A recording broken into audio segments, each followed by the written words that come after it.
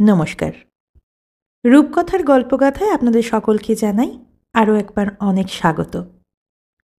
আজ আপনারা শুনবেন নরেশচন্দ্র সেনগুপ্তের লেখা ঠান দিদি। সকলে তাহাকে বলিত ঠান দিদি।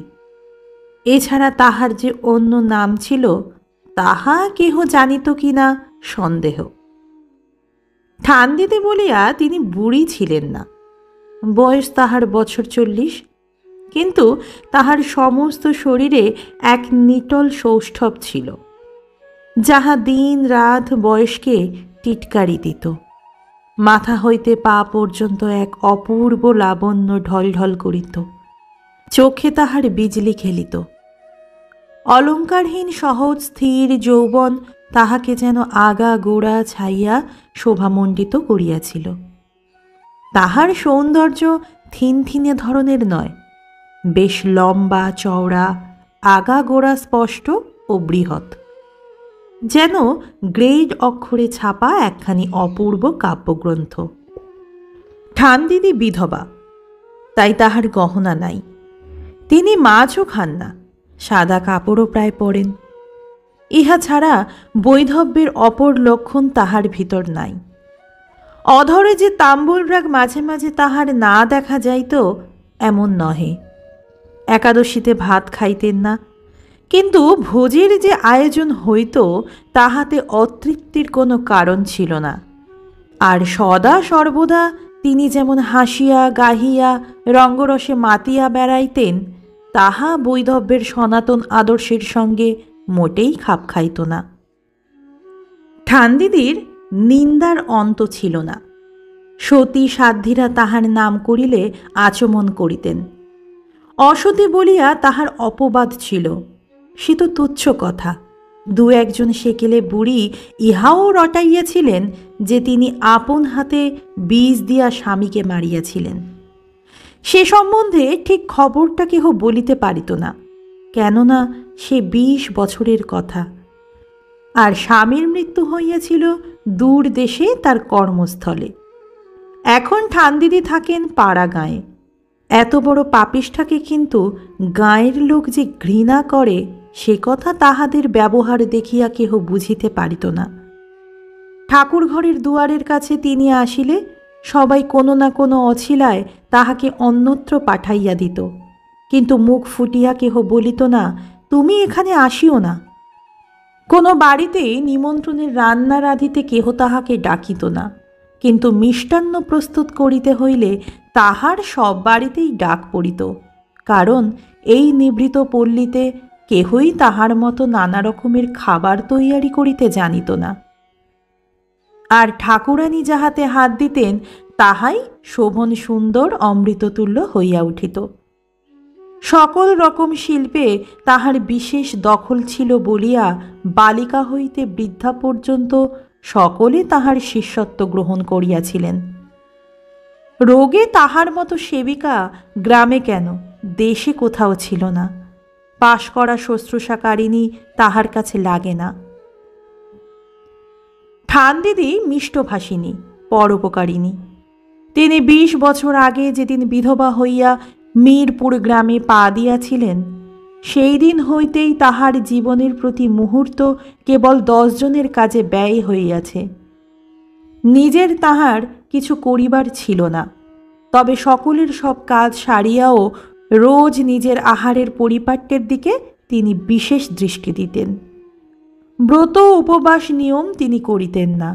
কোনোদিন কোনো ঠাকুরের কাছে তাহাকে কেউ গড় হইতে দেখে নাই, নিজেও দীক্ষা লন নাই।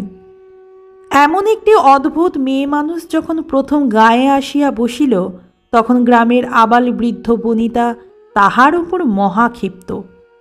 কিন্তু আশ্চর্য স্ত্রীলোকটির ক্ষমতা। বৎসর না ফিরিতে সে সকলকে বশ করিয়া ফেলিল। বৃদ্ধ সুদর্শন ভট্টাচার্য একদিন তাহাকে যাহা নহে তাহা বলিয়া গালি দিল, ঠাকুর দালান হইতে বিদায় করিয়া দিল।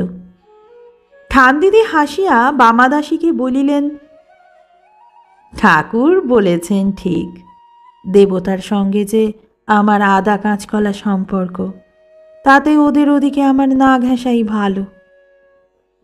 চক্রবর্তী মশাইয়ের পত্নী প্রথম সাক্ষাতে মুখ ফিরাইয়া দাঁড়াইলেন।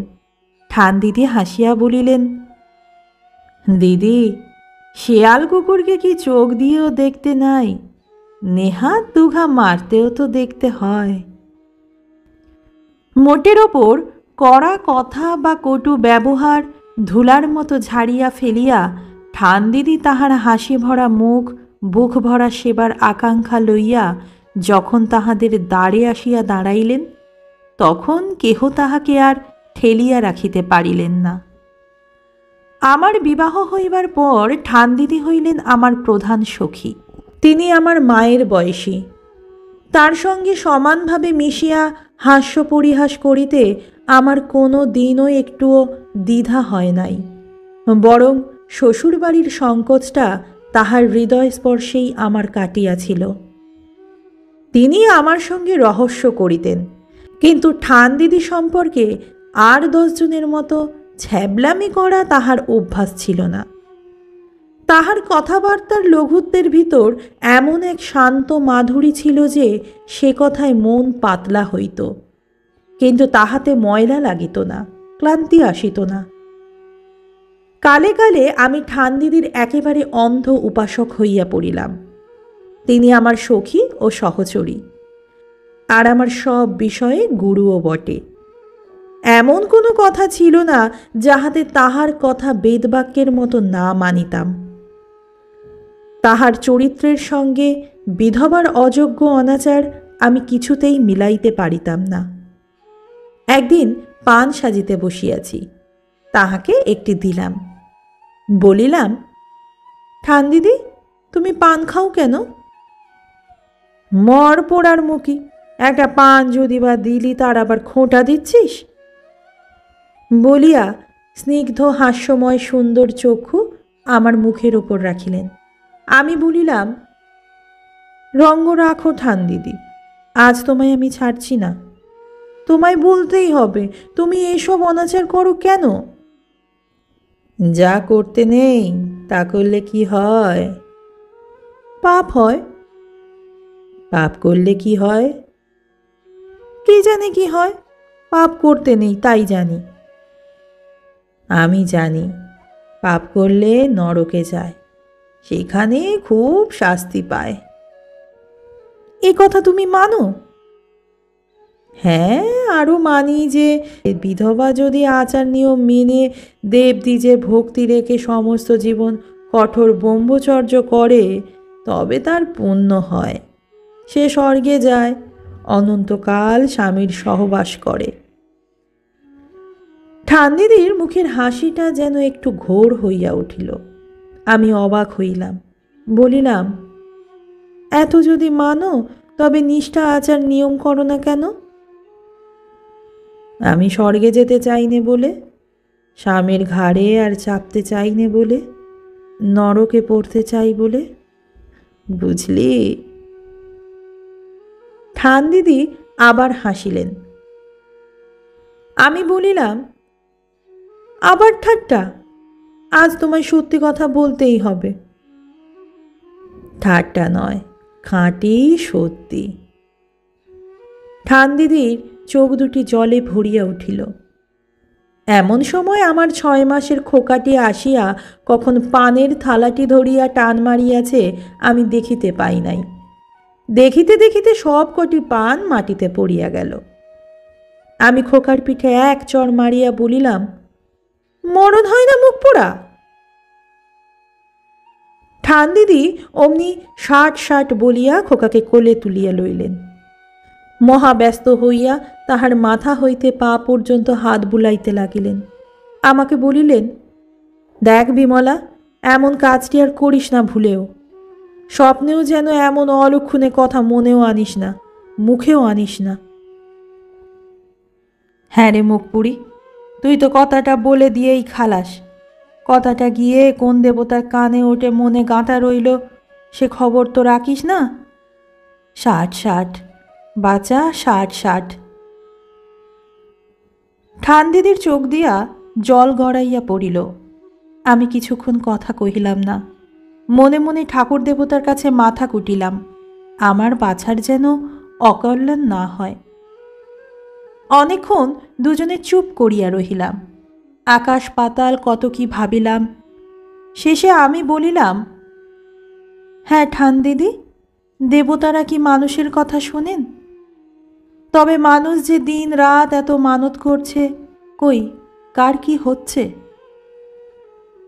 ঠান দিদি চোখের জল মুছিতে মুছিতে গভীরভাবে বলিলেন, হ্যাঁ, তারা মানুষের কথা শোনেন, রাখেনও, কিন্তু সে কেবল তাদের শান্তি দেবার জন্যে। আমার মনের একটা বড় গোপন কথা শুনে তারা আমায় কি শাস্তিই দিয়েছেন। ঠান দিদি দীর্ঘশ্বাস ত্যাগ করিলেন। কিছুক্ষণ পরে বলিলেন, দেখ বিমলা, তুই আমাকে জিজ্ঞেস করেছিলি আমি অনাচারী কেন। সে কথা তোকে খুলে বলবো। সে কথা শুনলেই বুঝতে পারবি কেমন করে ঠাকুর দেবতারা আমাদের কথা রাখেন। ঠান দিদি তাহার জীবন কাহিনী বলিতে শুরু করিলেন। আমি যৌবনে বড় সুন্দরী ছিলাম। আমার স্বামীও পরম সুপুরুষ ছিলেন। স্বামী মজফ্ফরপুরে বড় চাকরি করতেন। তার বিদ্যে বুদ্ধি বিশেষ খ্যাতি ছিল। মেয়ে মহলে আমার খ্যাতিও তার চেয়ে কম ছিল না। স্বামী আমাকে যেমন ভালোবাসতেন সেরকম বুঝি কোনো স্বামী কখনো কোনো স্ত্রীকে বাসেনি। আমিও তাকে খুব ভালোবাসতাম। সারা দিন রাত্রি আমার সব কাজ সব চিন্তা কেবল আমার স্বামীকে ঘিরে থাকত। তিনি সে কথা জানতেন। আর আমার ছোট ছোট সেবা ও ছোট ছোট কথায় যে চরিতার্থতা তার মুখে ফুটে উঠত, তাতে আমার হৃদয়ও গর্বে ফুলে উঠত। ভাবতাম, আমার মতো ভাগ্যবতী পৃথিবীতে আর আছে কে।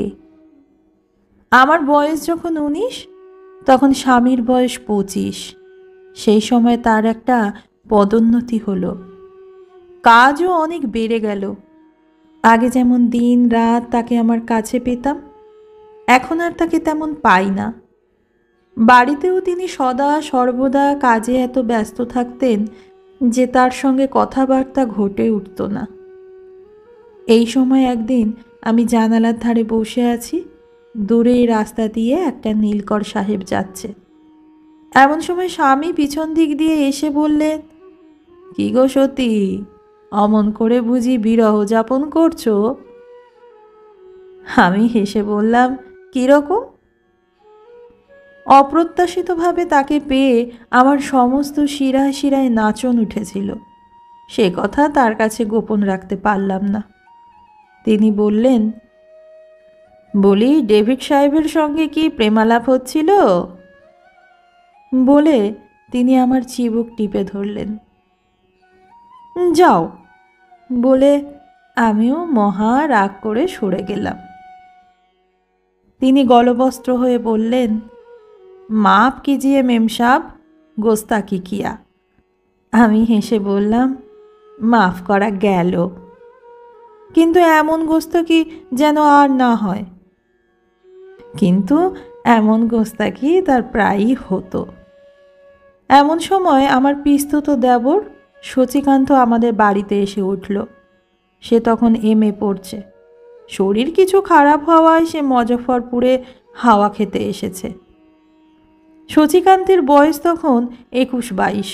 সুন্দর না হলেও তার শরীরে সৌষ্ঠব ছিল, আর চোখ দুটি তার এক অপূর্ব প্রতিভার আলোকে উজ্জ্বল ছিল। কথাবার্তায় সে অদ্বিতীয়। তার কথায় ও ভাবভঙ্গিতে এমন একটা মিষ্টি মোহের সৃষ্টি করত যে একবার বসলে আর তার কথা ফেলে কেউ উঠতে পারত না। শচীকান্ত হলো আমার অবসরের সঙ্গী, কাজের সহচর। দিন রাত সে কাছে কাছে থাকত। দিন রাত মধুময় কথা শুনতাম। শুনে শুনে তৃপ্তি হতো না। একদিন দুপুরবেলায় আমাদের বাংলোর বারান্দায় বসে আমি জামা সেলাই করছি। শচীকান্ত একখানা বই নিয়ে এসে বসেছে। বই ফেলে রেখে শচী গল্প করতে লাগলো। আমিও সেলাই ফেলে রেখে শুনতেও মাঝে মাঝে সায় দিতে লাগলাম। বেলা 3টে বেজে গেল। তারও পড়া অগ্রসর হলো না। আমার সেলাই যেমন তেমনই রইল। এমন সময় আমার স্বামী হঠাৎ অফিস থেকে চলে এলেন। আমি অন্যমনস্কভাবে তার দিকে চেয়ে বললাম, কি গো, এত শিগগিরই ফিরে এলে যে? বড্ড মাথা ধরেছে বলে তিনি ঘরের ভিতরে ঢুকে পড়লেন। সেদিকে আমার মোটেই মন ছিল না বলে সে কথা আমার কানেই গেল না। আমি শচীকান্তের কথা শুনতে লাগলাম। খানিক পরে তার কথা শেষ হলে ঘরে গিয়ে দেখলাম আমার স্বামী মাথার যন্ত্রণায় ছটফট করছেন। আমি ব্যস্ত হয়ে বললাম, বড্ড মাথা ধরেছে কি? ঘরে এসেই আমি অত্যন্ত সংকুচিত হয়ে পড়েছিলাম। বুঝেছিলাম যে আমার বড় ত্রুটি হয়েছে তার পিছু পিছু ঘরে না আসায়। তার মাথার যন্ত্রণা আমার সেবার মতো অন্য কোনো উপায়ে আরাম হতো না। স্বামী গম্ভীরভাবে বললেন, না, যাও। আমার বুকের ভেতরে দূর করে উঠল। আমি আর কথা বলতে পারলাম না। এক গ্লাস জলে ওডিকোলন ঢেলে এনে বললাম, এসো, মাথাটা ধুইয়ে দিয়ে বাতাস করি। তিনি কিছু না বলে আমার হাত থেকে গ্লাসটা নিয়ে মাথা ধুয়ে ফেলে বিছানায় শুয়ে পড়লেন। আমি নিতান্ত অপরাধীর মতো চুপ করে দাঁড়িয়ে রইলাম। আমার বুক ঠেলে কি যেন একটা উঠতে লাগলো। খানিক বাদে আমি নিঃশব্দে পাখা নিয়ে স্বামীর শিয়রে বসে বাতাস করতে লাগলাম। স্বামী কিছু বললেন না। শচীকান্ত এসে জিজ্ঞেস করল, দাদা, তোমার কি অসুখ করেছে? স্বামীর মুখে একটা বিরক্তির চিহ্ন দেখতে পেলাম, কিন্তু তিনি চুপ করে চোখ বুজে পড়ে রইলেন। আমি শচীকান্তকে ইঙ্গিতে কথা কইতে বারণ করে সরে যেতে বললাম। তার মুখ থেকে মুখ ফিরিয়ে আমি দেখলাম স্বামী আমার মুখের দিকে চেয়ে রয়েছেন। আমি চাইতেই চোখ দুটি বন্ধ করলেন। আমি বুঝলাম। আমার মুখ চোখ লাল হয়ে উঠল, বুকের ভেতর কাঁপতে লাগলো। স্বামী ঘুমিয়ে পড়লেন। আমি পাখা রেখে আস্তে আস্তে বারান্দায় উঠে গেলাম।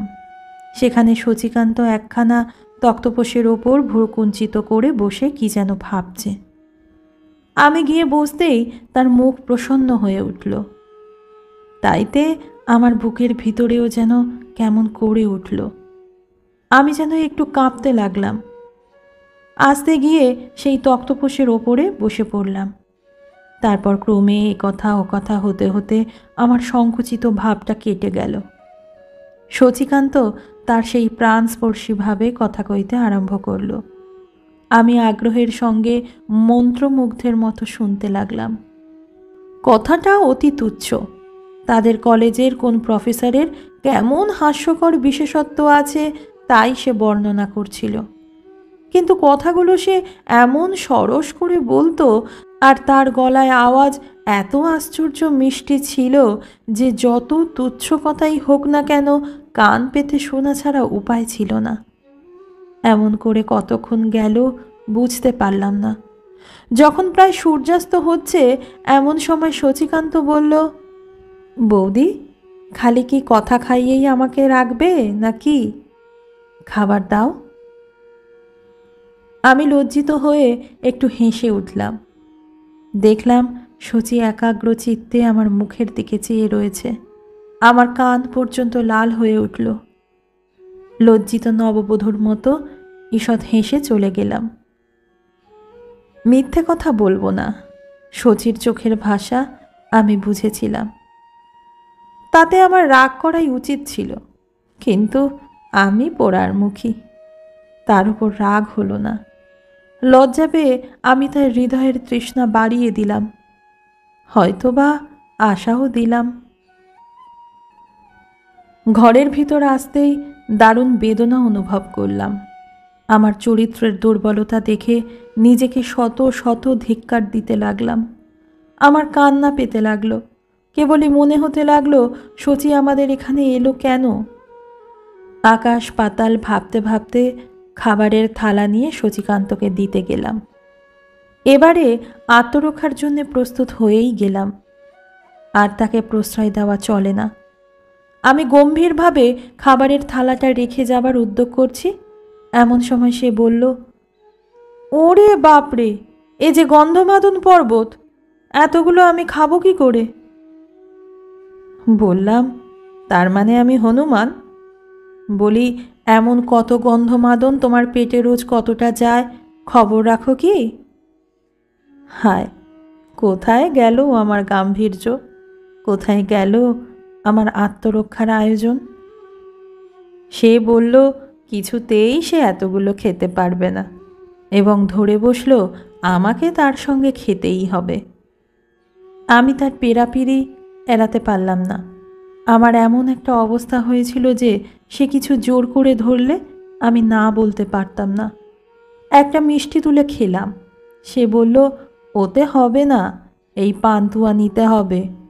আমি অস্বীকার করায় সে আমার হাত চেপে ধরে পান্তুয়াটা মুখে গুজে দিল। আমার শিরার ভিতর রক্ত হঠাৎ চঞ্চল হয়ে উঠল। ঠিক সেই সময় স্বামী এসে সামনে দিয়ে বারান্দায় ঢুকলেন। আমার সমস্ত শরীর একবার যেন কেঁপে উঠল। তার মুখের দিকে চাইতে সাহস হলো না।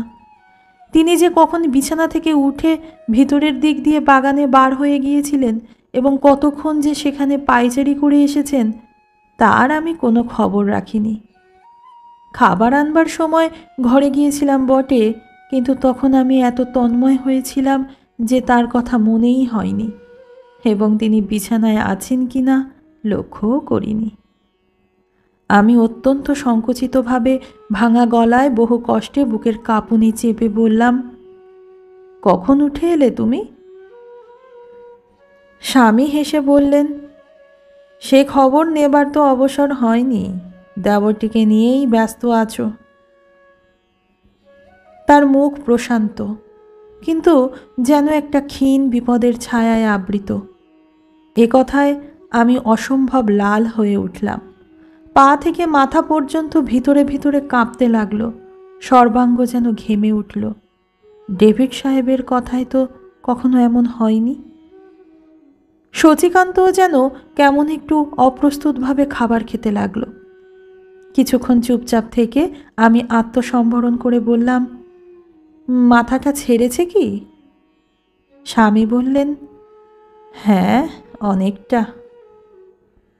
আমি বললাম, খাবার দেব কি?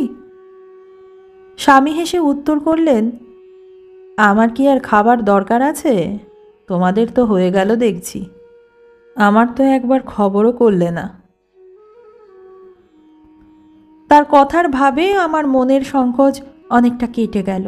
আমি তাড়াতাড়ি গিয়ে তার খাবার এনে দিলাম এবং চা করে দিলাম। তারপর কথায় বার্তায় সন্ধে হয়ে এলো। আমার মনও অনেকটা পাতলা হয়ে এলো। রাত্রে শুয়ে আকাশ পাতাল ভাবতে লাগলাম। আজকের ঘটনায় আমার স্পষ্ট জ্ঞান হলো যে আমি একটা প্রবল স্রোতে ভেসে ছুটেছি শচীকান্তের দিকে। আমার হৃদয় যে কত দূর চঞ্চল হয়েছে, কি এক বিষম নেশায় আমাকে পাগল করে তুলেছে তা নিজের মনের কাছে গোপন করতে পারলাম না। মনে মনে নিজেকে তিরস্কার করতে চেষ্টা করলাম, কিন্তু মনের ভিতর সে তিরস্কার পৌঁছল না। শচীকান্তের কথা মাত্রে প্রাণে এমন একটা পুলকের ঢেউ উঠত, তার সামনে সব যেন ভাসিয়ে নিয়ে চলত। ভগবানকে ডেকে বললাম, আমাকে এ বিপদ থেকে রক্ষা করো। কিন্তু সে কথা মুখেই রইল। প্রাণের ভিতরে যে প্রাণ, সে বলল, এ সুখের নেশা যেন ভাঙে না। নিজের ভিতরে এ বিরোধ নিয়ে আমি পরপর সুখ ও দুঃখের বেদনায় একেবারে চুরমার হবার মতো হলাম। শেষে আমার সুপ্ত স্বামীর পা দুখানি জড়িয়ে ধরে কাঁদতে লাগলাম। কাঁদলাম দুঃখে, নিজের ভিতরকার এই যুদ্ধের অসহনীয় বেদনায়। কাঁদলাম আমি ভালো হতে চাইতে পারলাম না বলে। আর কাঁদলাম সত্যি দুঃখে, আমার স্বামীর হৃদয়ের জ্বালা অনুভব করে। বেচারা সমস্ত জীবন আমার হাতে সমর্পণ করেছেন, আমাবই কিছুই জানে না। তার প্রাণে এ সন্দেহের বেদনা কি নিদারুণ, তাই ভেবে কাঁদলাম। আমার পোড়ার মুখ, আমি তার এ বেদনা কেন সৃষ্টি করলাম? কতক্ষণ এমন করে শুয়েছিলাম জানি না। জেগে দেখলাম স্বামী আমার মাথা বুকের কাছে টেনে নিয়েছেন। তার বুক প্রবলভাবে আন্দোলিত হচ্ছে। আমি জাগতেই তিনি বললেন, তোমার ওপরে আমি বড় অবিচার করেছি। তোমার ভালোবাসায় এক মুহূর্তের জন্য সন্দেহ করেছি। এটা বড় নিষ্ঠুরের কাজ হয়েছে। তুমি আমায় ক্ষমা করো। আমি আমার কালো মুখ তার বুকের ভিতরে লুকালাম। পরদিন সকালে উঠে আবার সেই সব কথা ভাবতে লাগলাম। আমার উঠতে কিছু দেরি হয়েছিল। স্বামী তখন শয্যা ত্যাগ করে গেছেন। আমি বিছানায় বসে ভাবতে লাগলাম। আগের রাতের সে অনুশোচনার তীব্রতা তখন যেন আশ্চর্য রকম কেটে গেল। বরং আমার মনশ্চাঞ্চলের সপক্ষে নানা অজুর খুঁজতে লাগলাম। স্বামীর সন্দেহটা দূর হয়েছে, তাতে অপূর্ব আত্মপ্রসাদ লাভ করলাম। মনটা কেমন ভয়ানক চঞ্চল হয়ে উঠল। বিছানা থেকে উঠে মুখ হাত ধুয়ে খাবার করতে গেলাম। চা করলাম, সব অন্যমনস্কভাবে। আমার মনে কেবল এক অপূর্ব মধুর সুর বাজছিল। মাঝে মাঝে মনে হচ্ছিল এটা অন্যায়। কিন্তু তখনই সে চিন্তাকে সরিয়ে দিয়ে আবার মনের আবেগ আপন পথে ছুটতে লাগলো। সম্পূর্ণভাবে আত্মহারা হলাম।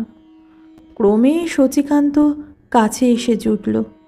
আমি সকল চিন্তা সকল দুঃখ ভুলে তার প্রীতিসাগরে হাবুডুবু খেতে লাগলাম। আমাদের কথাবার্তা সবই অত্যন্ত তুচ্ছ বিষয়, কিন্তু আমি বুঝলাম তার মনের মধ্যে কিসের ঢেউ খেলে এইসব তুচ্ছ কথার ভিতর দিয়ে আপনার রসের ধারা মিলচ্ছে। সেও যে আমার মনের কথা বুঝল তাতেও আমার কোনো সন্দেহ ছিল না। কিন্তু তবু আমাদের ভিতরে শুধু একটা চোখের পর্দার অন্তরাল রয়ে গেল। স্বামীর কাছ থেকে আমার মন যে কখন অলক্ষিতে সরে গেল তা আমি বুঝতে পারলাম না। কিন্তু কিছুদিনের মধ্যেই দেখলাম স্বামীর সঙ্গও আমার কাছে প্রীতিকর হওয়া দূরে থাকুক, যতক্ষণ তার কাছে থাকতে হতো ততক্ষণ যেন একটা বোঝা ঘাড়ে চেপে থাকতো। তার কাছ থেকে মুক্তি পেলে হাঁফ ছেড়ে বাঁচতাম। এমনকি মাঝে মাঝে তাকে একটা আপদ বলে মনে হতো। যখন আমরা দুজন, আমি আর শচীকান্ত বসে বেশ গল্প জমিয়ে নিয়েছি, সে সময় যদি তিনি এসে বসতেন বা আমাকে ডাকতেন, তখন আমার মনটা যেন বিষ হয়ে উঠত। মনে হতো আপদ গেলে বাঁচি। কথাটা মনে হলেই কর্তব্য বুদ্ধি বাধা দিত। মনে মনে বলতাম, বড় অন্যায় করছি। কিন্তু কর্তব্য বুদ্ধির উপদ্রবটা ক্রমশ বেশ গা সওয়া হয়ে উঠছিল। এরপর থেকে আমার স্বামীর মাথা ধরাটা ক্রমেই বেড়ে উঠল। প্রায় দিনই অফিস থেকে অসময়ে মাথা ধরিয়ে বাড়ি ফিরতে লাগলেন। আমি মনে মনে স্থির বুঝলাম যে এ কেবল আমাকে জব্দ করবার ফোন দিই। অসময়ে হঠাৎ এসে দেখতে চান আমি ও শচীকান্ত কি করছি। এ কথা ভাবতে ভাবতে আমার বড় রাগ হতো। এত অবিশ্বাস! আমি করেছি কি? শচীকান্তের সঙ্গে আমার সম্বন্ধে যে কিছুমাত্র অন্যায় আছে, এ সময় আমি তা কিছুতেই মনের কাছে স্বীকার করতে চাইতাম না।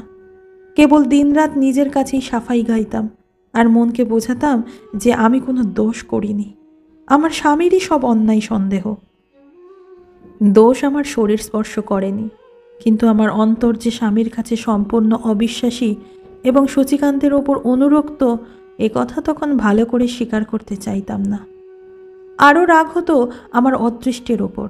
আমি কোনো দোষ করিনি, কিন্তু এমনি অদৃষ্টের ফের যে যখনই হঠাৎ আমার স্বামী এসে পড়তেন, ঠিক সেই সময়ই তিনি আমাদেরকে এমন একটা অবস্থায় দেখতেন যাতে হঠাৎ লোকে সন্দেহ করতে পারে। একদিন আমরা বাগানে বেড়াচ্ছি। শচী আমার পেছনে পেছনে কপি ক্ষেতের আল দিয়ে হেঁটে আসছে। হঠাৎ আমি পা হড়কে পড়বার মতো হলে শচী পিছন থেকে দৃঢ়ভাবে ধরে ফেলল। আমার চুল খুলে তার পিঠের ওপর পড়ল। আমি সামলে উঠে দেখলাম আমার স্বামী ঠিক তখনই অফিস থেকে ফিরে এলেন। আমার সঙ্গে দেখাদেখি হতেই মুখ ফিরিয়ে গম্ভীরভাবে চলে গেলেন। আর একদিন আমরা পাশাপাশি দুখানা চেয়ারে বসে কথা বলছি। একটা মশা এসে আমার চোখের পাশে বসল।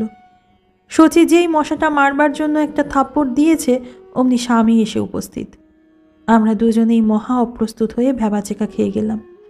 শচী বলল, পারলাম না, মশাটা উড়ে গেল। কথাটা সত্যি হলেও কেমন ফাঁকা ফাঁকা শোনালো, যেন একটা বাজে ওজর। এমনি প্রায় রোজ একটা না একটা কিছু হতো, যা বাস্তবিক কিছুর দোষের নয়, কিন্তু যা দেখে স্বামী নিশ্চয়ই একটা ভয়ানক অন্যায় কিছু মনে করতেন। আর তাতে আমরা দুজনেই সাহায্য করতাম আমাদের ব্যবহার দ্বারা। এইরকম অবস্থায় স্বামী আমাদের দেখলেই দুজনে যেন কেমনতর হয়ে যেতাম। মুখ চোখ কান লাল হয়ে উঠত। হয়তো এমন একটা কথা, এমন একটা অযাচিত ব্যাখ্যা দিতাম যাতে সন্দেহ বাড়ত বই কমতো না। আসল যে অনুশোচনা না হতো এমন নয়, কখনো কখনো নিরিবিলিতে কেঁদে চোখ ভাসাতাম। কিন্তু এই রকম সবসময়ে যখন স্বামীর অভিযোগপূর্ণ দৃষ্টি দেখতাম, তখন যেন আমার হৃদয় বিদ্রোহী হয়ে উঠত। মনকে কেবলই বোঝাতাম তিনি আমাকে অন্যায়ভাবে সন্দেহ করছেন। হৃদয় তার উপর বিষাক্ত হয়ে উঠত। এক এক সময় মনে হতো যে আমার ওপর এমন অন্যায় সন্দেহ করে, এক মুহূর্তও তার সঙ্গে যেন বাস করতে না হয়। একদিন আমি বাড়ির ভেতরে কাজ সেরে বারান্দায় আসছি। দরজার কাছে শুনতে পেলাম দুই ভাইয়ের কি কথা হচ্ছে। আমি অগ্রসর না হয়ে কান পেতে রইলাম। কথা হচ্ছিল শচীকান্তের পড়াশোনা সম্বন্ধে। স্বামী বলছেন, তোর আর এবার এক্সামিন দেওয়া হবে না। এখানে থেকে যা পড়ছিস তাতে তো থার্ড ক্লাস হওয়াও সম্ভব নয়। শচীকান্ত যেন কতকটা বিব্রত আর কতকটা উত্তপ্ত হয়ে উত্তর করল, এ পর্যন্ত তো কোনো এক্সামিনে ফার্স্ট ক্লাসের নিচে হইনি। একটু দেখোই না এবার কি হয়, তারপর বলো। স্বামী বিরক্ত হয়ে বললেন, আচ্ছা দেখা যাক। তারপর কিছুক্ষণ চুপ করে থেকে একটু কেশে বললেন, আমি বলি এ সময় একটু চেষ্টা চরিত্র কর। কলকাতায় গিয়ে 2 মাস পড়ে যাতে ভালো হতে পারিস দেখ। কথাটা শুনে আমার পা থেকে মাথা পর্যন্ত জ্বলে উঠল। আমি বুঝলাম শচীকান্তকে কলকাতায় পাঠাবার গরজের কারণ কেবল আমি। পড়াশোনায় শচীকান্ত খারাপ হতে পারে এ কল্পনাও আমার কখনো আসেনি। কাজেই সেটা সম্পূর্ণ বাজে কথা বলে উড়িয়ে দিলাম। এসব যে কেবল শচীকান্তকে আমার কাছ থেকে দূরে সরাবার ফিকির, সে সম্বন্ধে আমার সন্দেহ রইল না। আমি অক্ষম রোষে পড়তে লাগলাম। বারান্দায় না গিয়ে ঘরের ভিতর বিছানার ওপর বসে পড়লাম। এমন ভাবতে আশ্চর্য বোধ হয়, তখন আমার বোধ হচ্ছিল যেন স্বামী আমার জন্ম জন্মান্তরের শত্রু। অপমানের হৃদয় জর্জরিত হচ্ছিল। ভাবছিলাম, হায়, এ অপমানের হাত থেকে উদ্ধার হবার কোনো উপায় কি নেই? কত অসম্ভব কল্পনা আমার মাথায় আসতে লাগলো। স্বামী গৃহ ত্যাগ করে স্বাধীন হওয়া একটা কল্পনাপ্রিয় দুরাশার মতো আমার চোখের সামনে ভেসে উঠল। বৈধব্যের কল্পনাও প্রীতিকর মনে হলো।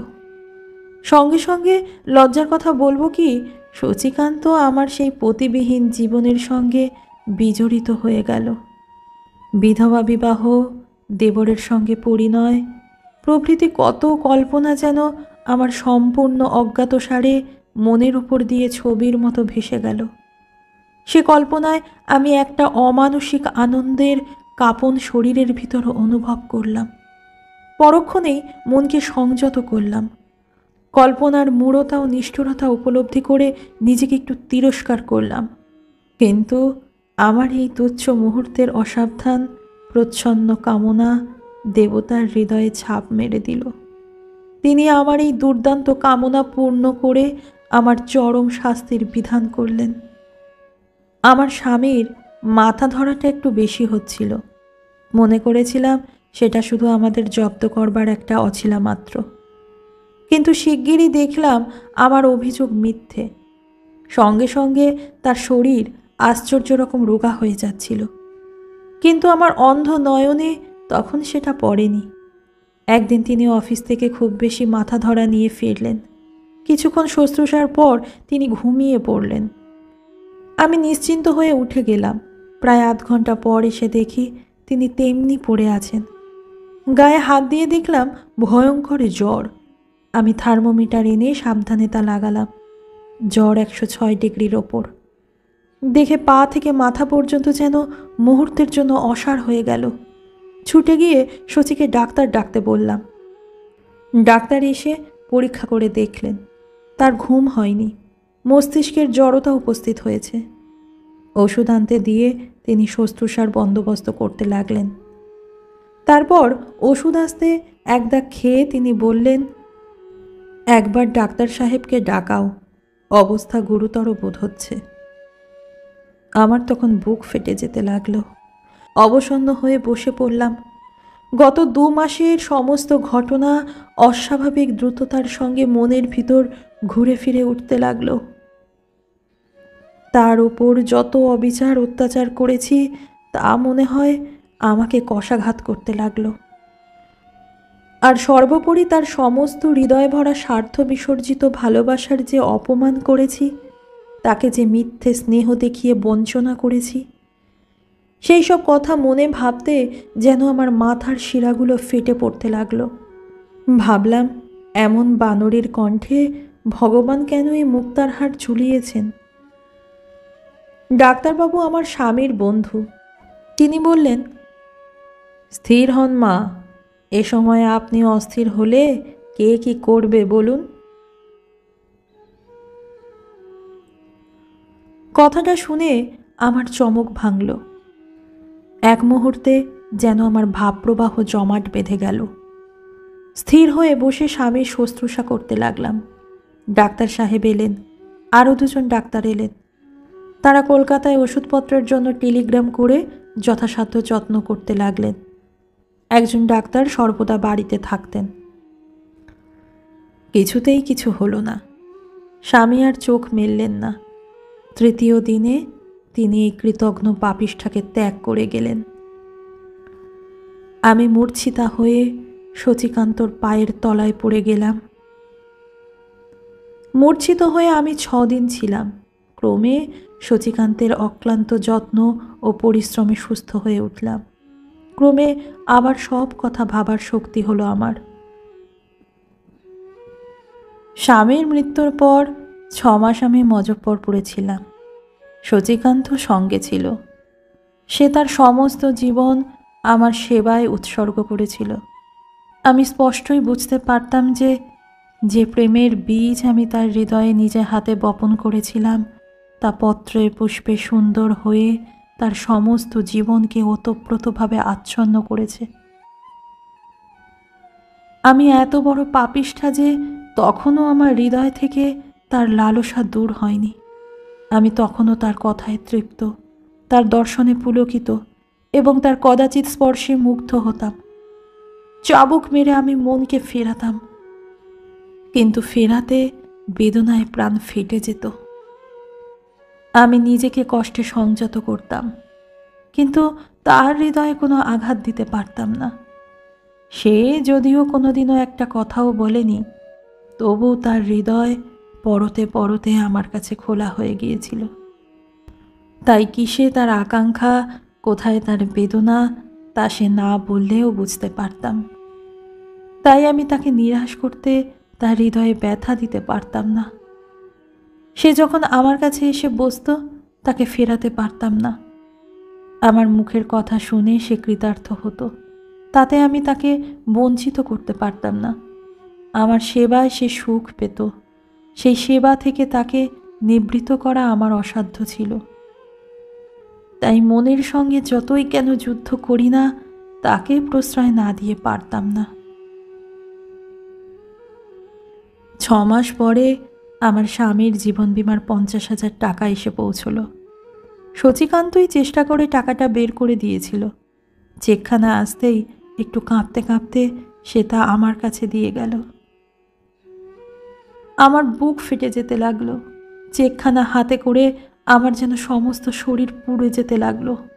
সে যে আমার স্বামীর রক্ত, আমার বঞ্চনালব্ধ কলঙ্কের যৌতুক। এই কথাটাই বারবার আমার বুকের ভেতর আঘাত করতে লাগলো যে আমি আমার স্বামীকে আজীবন কি নিষ্ঠুর বঞ্চনা করে এসেছি। আমি তাকে ভালোবাসার ভান করেছি। আমার ঝুটো মুক্ত দিয়ে তার হৃদয়ে অমূল্য সম্পদ ঠকিয়ে নিয়েছি। এই 50,000 টাকা আমার সেই জীবনব্যাপী বঞ্চনার শেষ উপার্জন। শচীকান্ত আমার কাছে নীরবে দাঁড়িয়েছিল। তার চোখ দেখে বুঝলাম তার মনের কথা। তার প্রাণ চাইছিল আমাকে বুকের ভিতর ঠেলে নিয়ে তার অসীম প্রীতি দিয়ে আমার দুঃখ নিঃশেষ করে মুছিয়ে দিতে। তার বুক ভরা ভালোবাসা নিয়ে সে আমার দুয়ারে এসেছে, আমাকে শুধু দান করে যেতে। মুহূর্তের জন্যে এই চিন্তায় আমার মনে মনে একটা চরিতার্থতার ছায়া পড়ল। কিন্তু সেই চেকখানার দিকে দৃষ্টি পড়ল। হঠাৎ আমার কর্তব্য স্পষ্ট হয়ে চোখের উপর ফুটে উঠল।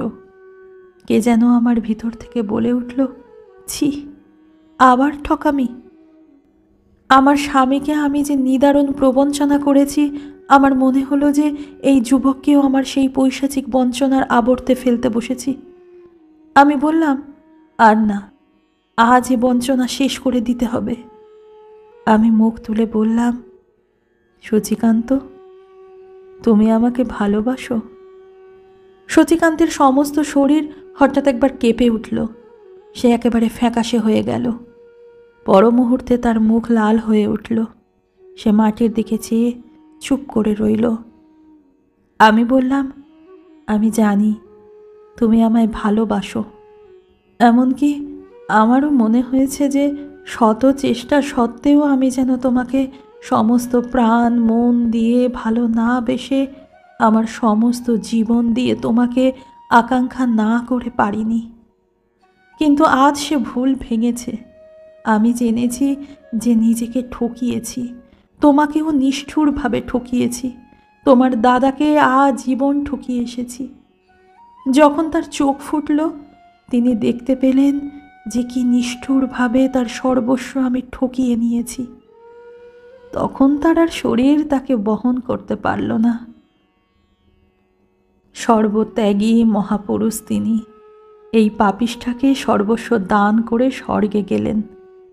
এত বড় মহাপুরুষকে খেয়েও যদি আমার খিদে না মেটে, আবার তোমাকেও যদি আমার বঞ্চনার আবর্তে ডোবাই, তবে বলতে হবে যে আমিই দুনিয়ার সেরা পিশাচি। আমি তা পারবো না। তুমি আমাকে ত্যাগ করো। তোমাকে দেখলে আমার লোভ হয়। তুমি আমার কাছে আর এসো না। আমাকে ভুলে যাও। আমার গা ছুঁয়ে শপথ করো, আমার কথা রাখবে। সচিকান্ত দাঁতে নখ কাটছিল। তার মুখের প্রত্যেক শিরা উপশিরা ফুলে উঠছিল। সে নিপুণভাবে ভাস্করের খোদাই করা বেদনার একখানি মূর্তির মতো নিশ্চলভাবে দাঁড়িয়ে রইল। আমি একবার মুগ্ধ নেত্রে তাকে দেখলাম। তারপর উঠে তার গায়ে হাত দিয়ে বললাম, বলো, আমার কথা রাখবে? এইবার সে কেঁদে ফেলল। চোখ মুছতে মুছতে বলল, আচ্ছা, তোমার কথাই থাকবে। সে চলে গেল। আমি সেইখানেই মাটিতে পড়ে গড়াগড়ি খেতে লাগলাম। বুক ফেটে যেতে লাগলো। সে দুঃখ আমি কাকে জানাবো? দুঃখীর আশ্রয় চিরদিনের শান্তিদাতা ভগবান। তার কাছে আমি আমার এই দুঃখ কোন লজ্জায় জানাবো? তাই বুক চেপে মাটিতে গড়াতে লাগলাম। তারপর আর তাকে দেখিনি। সে কেবল একখানা চিঠি লিখেছিল। তাতে বলেছিল যে আমার চোখের সামনে সে দেখা দেবে না, কিন্তু এতদিন সে যেমন নীরব প্রত্যক্ষ প্রেম প্রতিমার গোপন পুজো করে এসেছে, চিরদিন সে তেমনই করবে। এ বিষয়ে আমার অনুরোধ সে রাখতে পারবে না। সে চিঠির উত্তর আমি দেইনি, কিন্তু অনেক দিন সে চিঠিখানা বুকে করে রেখেছিলাম। শেষে ভাবলাম, চিঠিখানা রেখে যে রত্নে আমার অধিকার নেই তা চুরি করছি, তাই তা ভস্মসাৎ করেছি। আজ পর্যন্ত আমি সচিকান্তকে ভুলতে পারিনি। আজও তার স্মৃতি আমার বৃদ্ধ হৃদয়কে সরস করে তোলে। অনেক চেষ্টা করেও এখন পর্যন্ত স্বামীর প্রতি অবিশ্বাসী হয়ে রয়েছি। প্রথম কিছুদিন কঠোর ব্রহ্মচর্য করেছিলাম। দেখলাম তাতে আমার কোনো ক্লেশ হয় না। পরে ভাবলাম, হৃদয়ে স্বামীর প্রতি অবিশ্বাসিনী হয়ে বাইরে একটা মিথ্যে ক্লেশহীন কষ্টের আড়ম্বর রেখে লোকের প্রশংসা বা সম্মান ঠকিয়ে নেওয়ার আমার কোনো অধিকার নেই। তাছাড়া ব্রহ্মচর্য করে আমার পাপের বোঝা কমিয়ে আমার শাস্তি থেকে নিজেকে বঞ্চিত করব কেন? যে পাপিষ্ঠা আমি, তাতে অন্তত নরক আমার যোগ্য। ব্রহ্মচর্যে সে যন্ত্রণা তিলমাত্র কমে এমন ইচ্ছা আমি করতে পারি না। ঠান্দিদি থামিলেন, দেখিলেন আমার চোখে জল, বলিলেন, চোখের জলের এমন অপব্যয় করিস না বোন। আমার মতো পাপিষ্ঠাকে ঘৃণা করতে শেখ। লোকে যদি আমায় ঘৃণা করে, আমি তাতে তৃপ্ত লাভ করি। লোকের সম্মানে বা স্নেহে আমার আতঙ্ক হয়। মনে হয় সারা জীবন কি কেবল ঠকামিই করব? আমার যা প্রাপ্য নয় তা কি আমি কেবলই লোকের কাছে ঠকিয়ে নেব?